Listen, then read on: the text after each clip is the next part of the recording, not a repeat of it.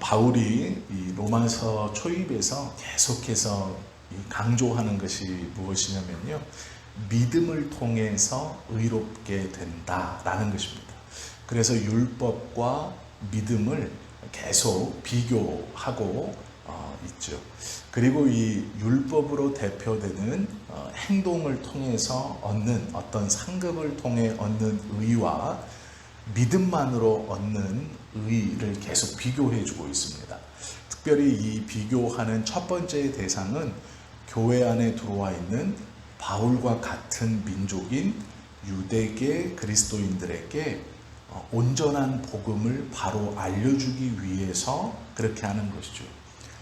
로마는 바울이 생각하기에 로마에 있는 교회는 모든 교회들이 바울에게 다 소중하고 특별했지만 바울은 로마에 가기를 너무 많이 원했어요. 왜 그랬냐면 바울의 생각에 로마에서 기독교가 잘 자리를 잡으면 그 로마를 통해 바울이 꿈꾸는 하나님께 받은 그 미션이 정말로 잘 퍼져나갈 거라고, 큰 영향력을 미치는 구원을 많이 이룰 수 있는 그러한 곳이 로마라고 본 것입니다. 선교를 하다 보면 한국에서 선교사님들이 많이 들어가는 지역이 있어요. 이것을 거점 지역, 거점 도시 이렇게 부릅니다. 그래서 어떤 나라에 갈 때 한 지역에 과도하게 선교사님들이 많이 있고 또 많이 들어가요. 왜 그러냐면 한국에서 볼 때는 아니 저렇게 살기 좋은 곳에, 저렇게 안전한 곳에, 저렇게 부유한 곳에 왜 이렇게 선교사님들이 많이 있지? 많이 들어가지? 왜 그곳에서 사역한다 그러지? 이렇게 생각하세요. 그런데 대부분 그 도시들이 거점 도시들이에요. 그곳에서 정보를 파악하고 사역의 한계나 사역의 범위를 지내면서 정하고 이제 그곳을 거점으로 들어가는 거예요. 이동하는 그 출발점입니다. 그래서 가장 개방적이고 외국인이 가장 많고 또 복음에 우호적이고 또 반대로 많은 사람들 속에 자신의 신분을 숨길 수 있는 곳으로 들어가요. 그러다 보니 이 거점 도시들이 대부분 크고 화려하고 외국인이 많아요. 처음에는 그렇게 출발하는 거예요. 그런데 이제 선교를 보내는 교회들은 이런 정보나 지식을 알지 못하기 때문에 나보다 좋은 곳에 살던데 뭐 이렇게 말씀하시죠. 그게 오해예요. 그러니까 이 거점 도시를 통해서 들어가요. 바울이 생각하는 로마는 이 거점 도시 같은 것이었어요. 이곳에서 복음이 잘 자리 잡아서 퍼져가면 하나님께서 원하시는 믿는 자의 수가 정말로 유대인들뿐 아니라 이방인들에게도 온전히 전해질 것이다 라고 바울은 믿었죠. 그래서 이 로마의 교인들이 굉장히 중요했어요. 로마 교회가. 그리고 그 교회 안에 있는 유대인들이 지금 잘못된 구원관에 꽉 사로잡혀 있는 거예요. 근데 이들을 올바로 깨우지 않고 이들을 올바로 바로잡지 않으면 하나님의 바른 복음이 전해진다는 것은 요원한 것이죠. 누가 보아도 로마 교회는 영향력이 큰 교회가 될 것인데 그 교회 안에 복음이라는 것을 온전히 이해하는 사람이 소수라면 잘못된 복음이 전파되어지는 것은 불을 보듯 뻔한 것이죠. 그렇기 때문에 바울은 굉장히 신경 써서 이 로마인들에게, 특별히 로마 안에 있는 유대계 그리스도인들에게 이 복음에 대해서, 그리고 그 복음의 출발인 구원에 대해서 계속 반복적으로 자세하게 이야기하고 있는 겁니다. 가서 말로 가르칠 수 없기 때문에 글로써 몇 번씩 강조하고 조금 더 자세히 강조하고 있어요. 그런데 우리는 믿음으로 얻는 의라는 것을 알고 있기 때문에 왜 이것을 이렇게 반복하나 라고 생각해 볼 수 있지만 바울에게 그것은 굉장히 중요한 것이었습니다. 이 복음을 바로 한다는 것. 우리도 마찬가지예요. 하나님의 복음을 바로 안다는 것은 굉장히 중요한 일입니다. 믿음이 바르지 못하면 우리가 알고 있는 하나님이 우리에게 원하시는 믿음이 무엇인가를 바로 이해하지 못하면 그 뒤의 신앙생활은 하나님의 뜻과 조금씩 어긋나요. 그래서 한참 시간이 지난 후에 돌아보면 하나님이 말씀하지도 않는 믿는 자의 모습으로 살아가고 있는 걸 보게 돼요. 본인 스스로에게 그것이 믿음이 되어버려요. 아닌 모습들이 많이 있는데도 그렇다. 그래서 복음을 아는 것은 굉장히 중요하다라는 거예요. 유대인들에게 할례는요, 하나님의 의를 얻는 유일한 방법이자 수단이었습니다. 율법이 있는 자가 1차 통과한 거예요. 하나님이 내가 구원해 줄 사람이 누가 있나 라고 할 때 율법을 가지고 있는 사람이 그 첫 번째 통과라고 유대인들은 굳게 믿고 있었어요. 그런데 성경은 예수 그리스도의 보혈의 흔적이 있는 자가 통과자다 이렇게 말하고 있는데, 유대인들은 율법의 흔적을 가지고 있는 사람이 1차 걸러진다. 그리고 2차는 그 율법의 흔적을 잘 지켜가는 사람을 구원하신다. 이렇게 믿은 거예요. 그러니까 율법의 흔적을 내가 갖고 있고 할례를 통해서 나는 그 흔적을 잘 지켜가고 표현하고 있다. 그러니 우리가 구원받지 못하면 아무도 구원받을 수 없다. 그 대표적인 출발이 아브라함이다. 이렇게 믿고 있는 겁니다. 그래서 바울은 아브라함의 의를 얘기해요.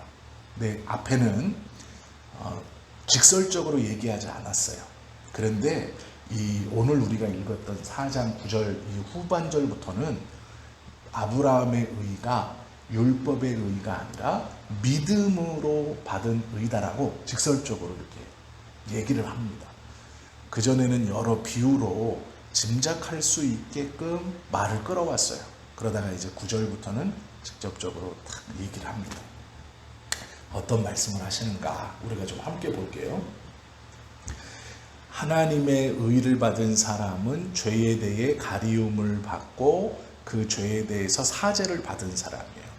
이 하나님의 의를 받은 사람이 행복한 사람이라고 성경은 말씀하는데, 그러면 누가 행복한 사람이냐 이렇게 말해요. 그러면서 첫 번째 뭐라고 그러냐, 할례자가 행복한 사람이냐라고 던지면서 묻고 있어요.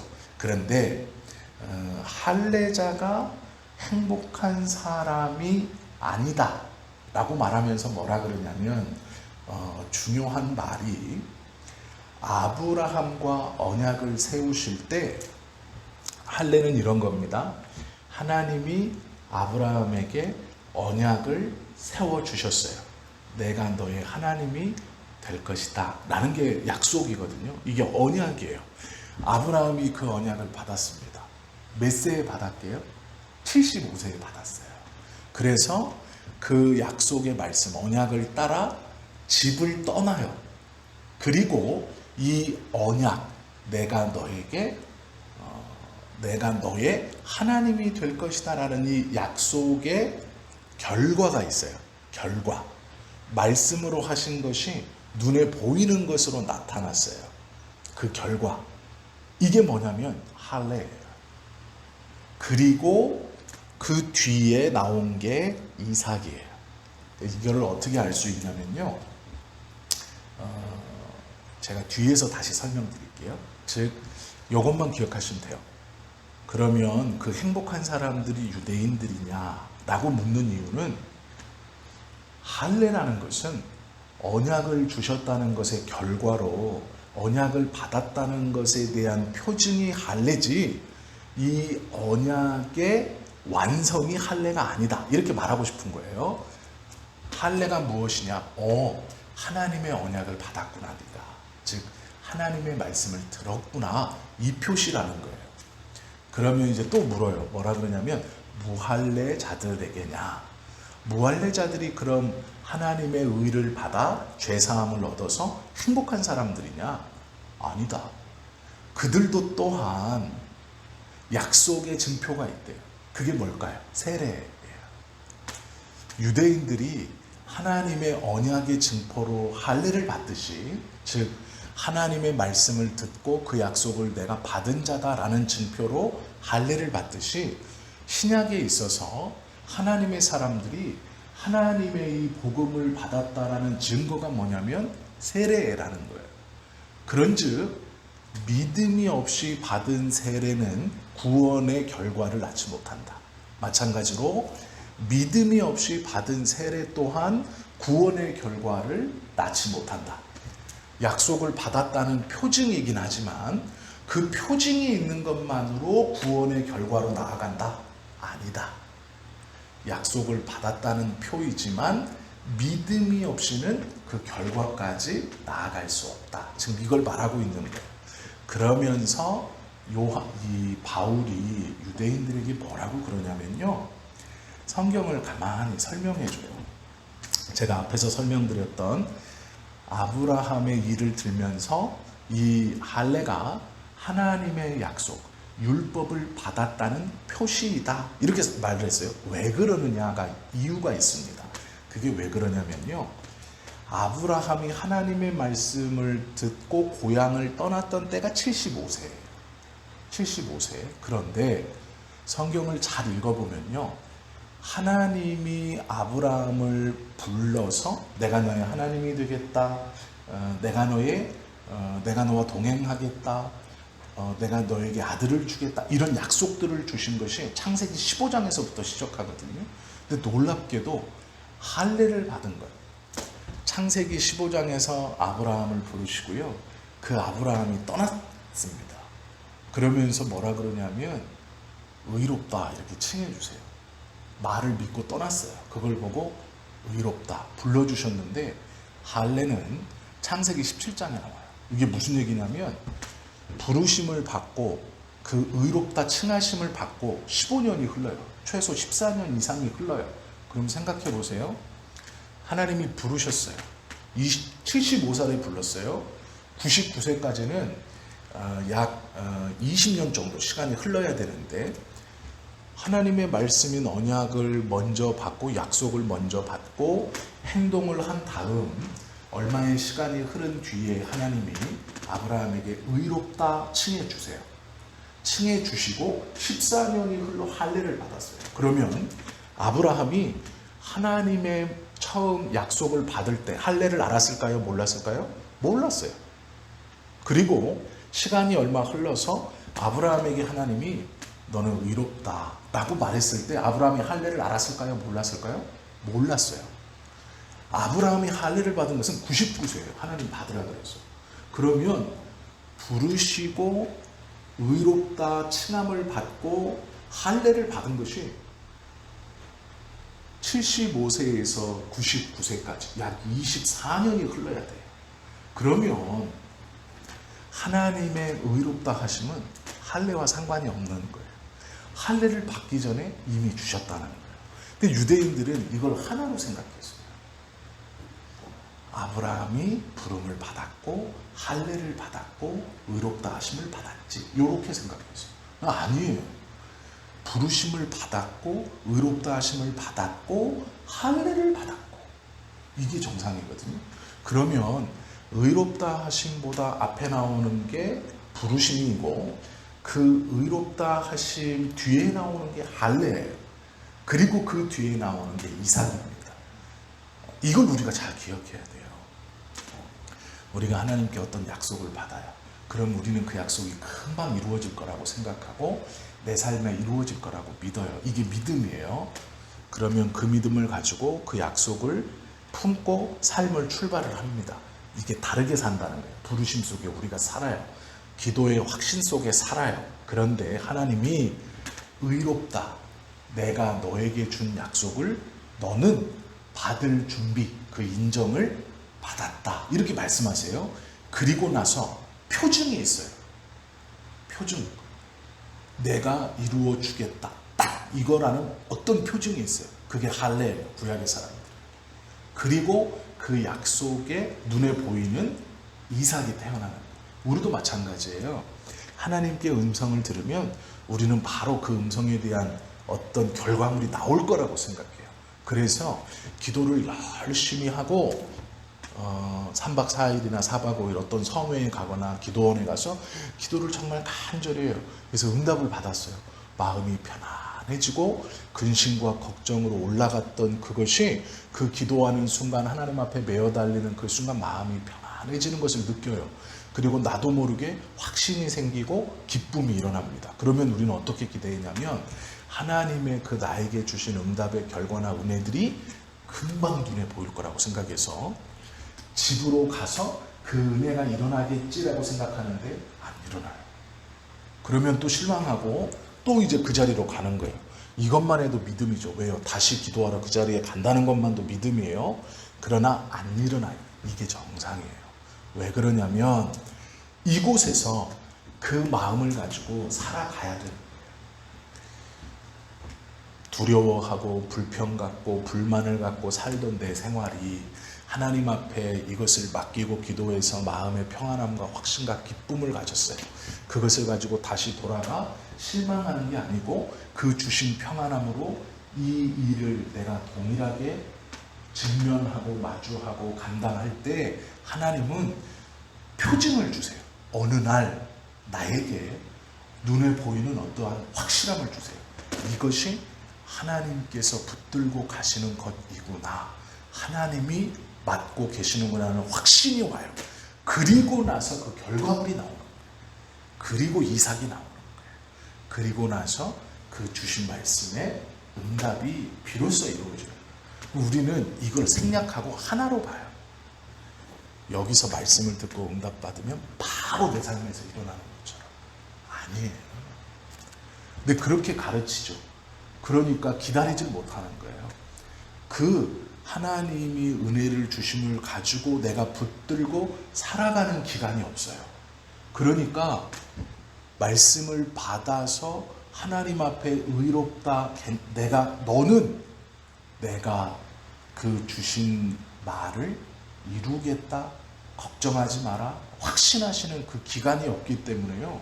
우리가 여기서 받았던 은혜들이 일회성 은혜들이 돼버리는 거예요. 그러니까 다시 돌아가고 일주일이 멀다 하고 가야 되는 거예요. 또 가야 되는 거예요.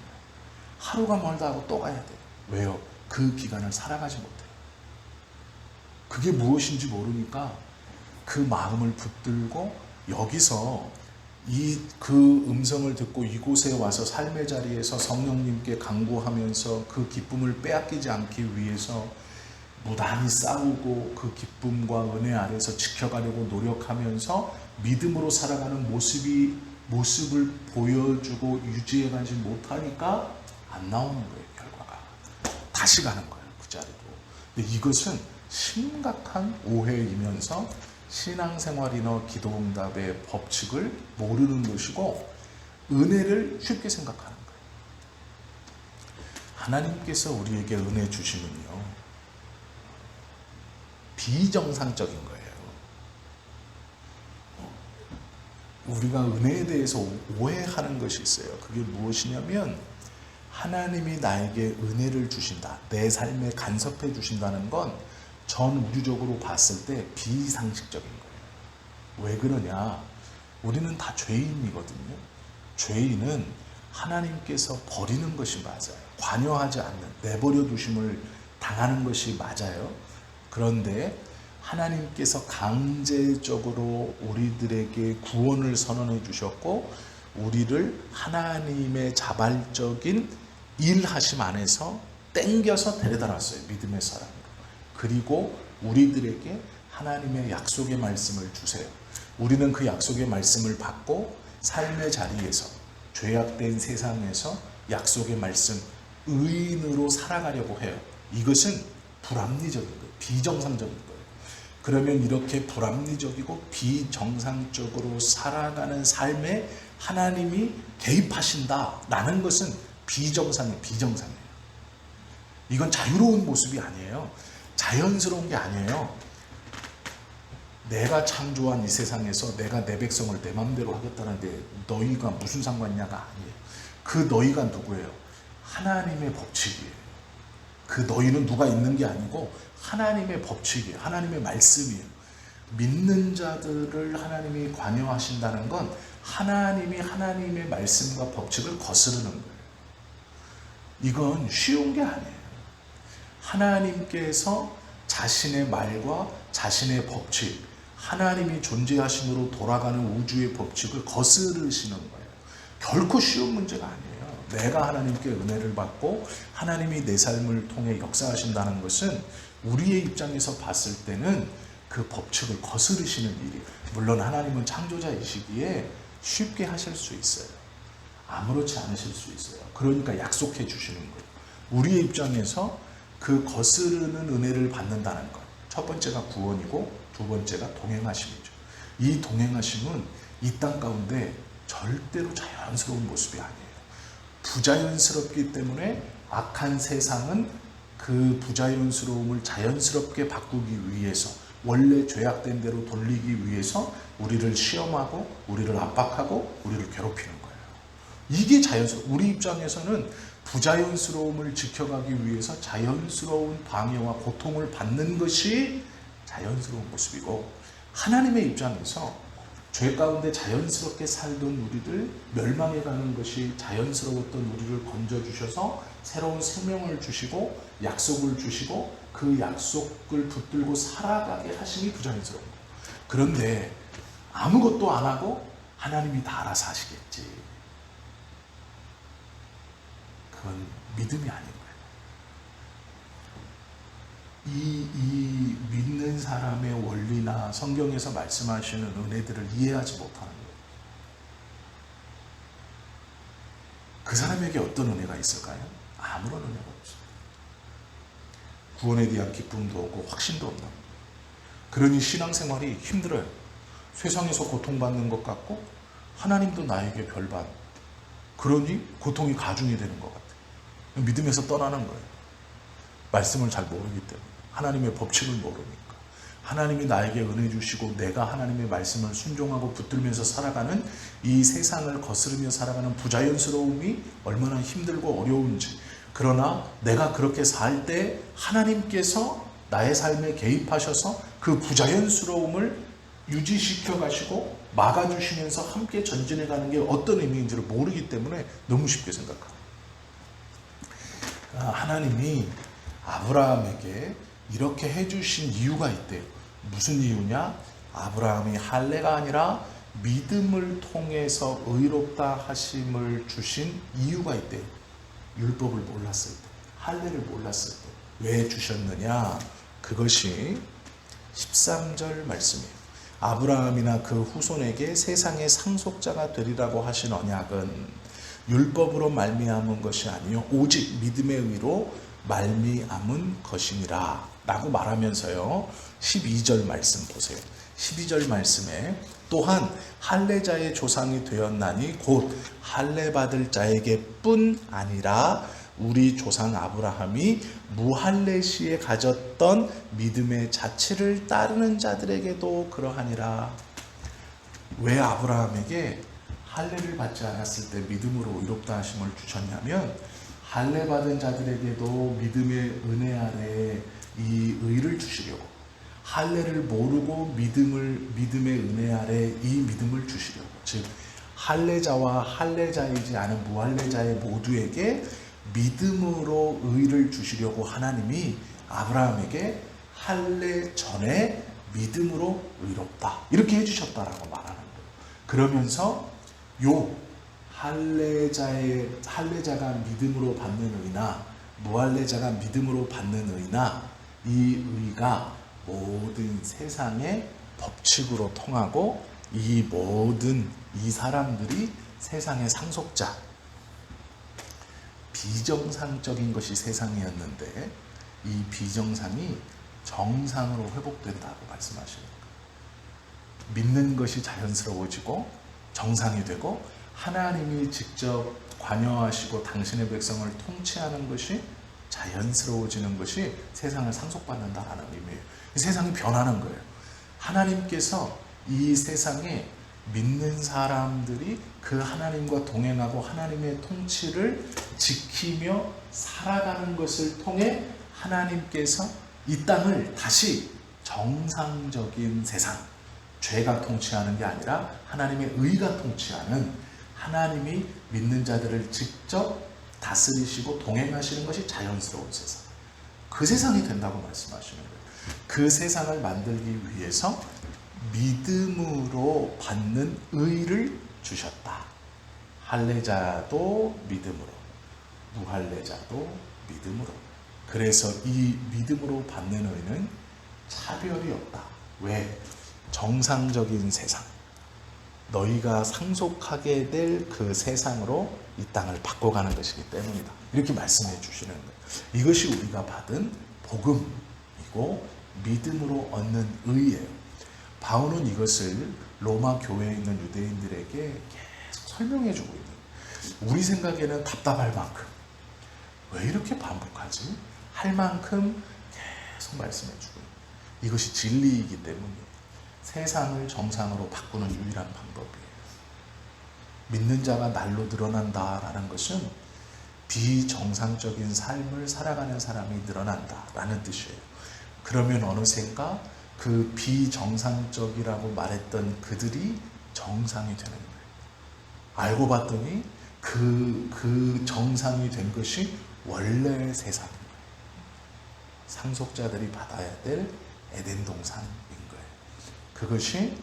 그것을 위해서 우리를 구원하셨고 동행하시겠다라고 말씀하셨어요. 우리는 그 말씀을 따라서 하나님과의 동행을 붙들고 삶의 자리에서 눈에 보이는, 그리고 그 결과, 아브라함에겐 이삭이었고 우리에게 뭘까요? 세상이에요. 세상. 어떤 조그만 것도 물론 그것이 변화되는 과정일 수 있지만 결국 우리에게 주시겠다고 하는 것은 이 세상이에요. 상속자들이다라고. 하나님의 창조의 모든 것들이에요. 그러니까 이런 조그만 것들이 아니에요. 내 삶에서 뭐 돈을 얼마 주세요, 이런 것들이 아니에요. 우리가 받을 것은. 그것은 과정 중에 있는, 필요하기 때문에 구하는 것이지만 그것이 우리의 마지막이거나 우리에게 주실 상급의 이 크기가 아니라는 거예요. 그래서 천국에 가서 구름자동차 타는 거 중요하지 않아요. 그거 상급의 목적이 아니에요. 천국에 가서 큰 집 산다고 말하는 거는 정말 어리석어요. 복음의 은혜로 받는 것이 무엇인가 모르는 거예요. 그건 정말 비교할 수 없는 부분들이에요. 그런데 막 상급을 쌓는 이유가 막 천국에서 구름자동차인데 막 CC 큰 거 타고 뭐 집 평수가 막 어떻고 막 이렇게 얘기하는 거 보면 분명히 천국을 안 갔다 왔다, 그 사람들. 천국이 어딘지 모르고 뭔지 모르기 때문에 그런 말을 하는 거예요. 그것 때문에 믿음을 지켜간다면 이 땅에서 그거를 누리고 있는 사람들은 믿음을 가질 필요가 없어요. 이미 다 누려본 것이기 때문에. 그런 것이 아니다. 믿음으로 의를 얻는 하나님의 언약은요, 신약시대에 와서 새삼스럽게 나온 게 아니에요. 아브라함 때부터, 부르셨을 때부터 그렇게 하나님께서 말씀하셨다라는 것을 기억하시고요. 구원이나 의를 주시는 하나님의 계획이나 섭리에 있어서 이 섭리는요, 시대에 따라서 변하거나 연장되지 않아요. 언제나 동일합니다. 믿음으로 말미암는 의예요. 무엇을 믿어요? 예수 그리스도의 십자가의 은혜를 믿는 이 유일한 것으로 구원을 받는 거예요. 믿음으로 일어나는 의예요. 이것이 시대에 따라 행위로 일어나거나 양심으로 일어나거나 무엇을 갖춰야 일어나는 것으로 절대로 바뀌지 않는다라는 것을 꼭 기억하시면 좋을 것 같습니다. 우리는 아브라함의 후손으로 아브라함과 같이 똑같은 믿음에 이르는 의를 통해 구원받은 하나님의 자녀들이죠. 그래서 이 믿음을 잘 지켜가시면 무엇을 해야 됩니다. 어떤 조건을 만족시키십시오. 아니에요. 구원에 있어서 그 어떤 것도 효력을 발휘할 수 없다라는 것을 기억하시고, 오늘 하루도 하나님, 내가 이 복음과 은혜 아래서 하나님의 약속의 말씀과 동행하는 그러한 세례자의 표가 있는, 이들의 말로는 할례자의 표가 있는 거겠죠. 우리는 세례자의 표가 있는, 하나님의 언약의 말씀을 들었다라는 그 약속의 말씀을 알고 들었다라는 그 표를 가지고 지켜가는 삶, 아직 우리에게 오지 않았어요. 이 결과는 드러나지 않았어요. 그렇기 때문에 부지런히 지켜가고, 그렇기 때문에 소망이 있는 거예요. 나에게 주어진 결과가 이거라면 실망스럽죠.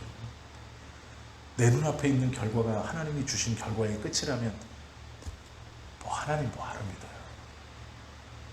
그 작은 것들 때문에 하나님을 믿을 필요가, 그냥 세상 속에 자유롭게 즐기다가 사는 게 한 세상 더 잘 사는 거지. 조금 끝에 말은 위험한 말이긴 하지만 걸러서 잘 들으십시오.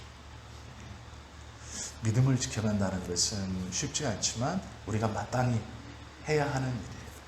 하나님의 약속이 앞에 있기 때문에 약속의 결과가. 오늘 하루 그 기쁨과 은혜 아래 살아가는 저와 여러분 되시기를 예수님의 이름으로 축원합니다. 기도하겠습니다. 모든 것이 주님께 있고 하나님께 맡겨야 한다는 것을 저희는 알고 있습니다.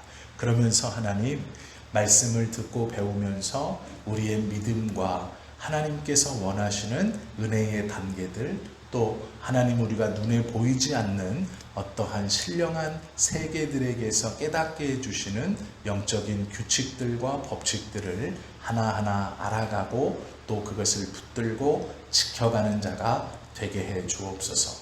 그리하여 하나님의 자녀로 불합리한 죄된 세상에서 하나님의 직접적 통치를 경험하고 동행하심을 경험하고 약속의 말씀의 은혜의 결과를 누리며 살아가는 우리들의 삶이 되게 해 주옵소서. 예수님의 이름으로 감사하며 기도하옵나이다. 아멘. 말씀 기억하시고 잠시 기도 드리십니다.